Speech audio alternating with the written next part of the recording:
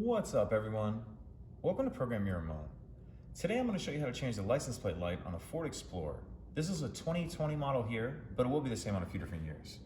So there's two license plate lights, one above either side of the license plate. It's going to be the same to change both of them, so I'm just going to show you the one. And if we take a small flathead screwdriver and we look on the right side of the lens, we're going to see this little tab right here. If you push that tab, that's going to allow that to come down.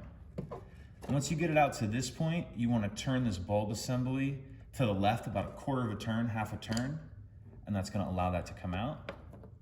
And then to get the actual bulb out, it'll just pull straight out like that. So when you have your new one, push it in.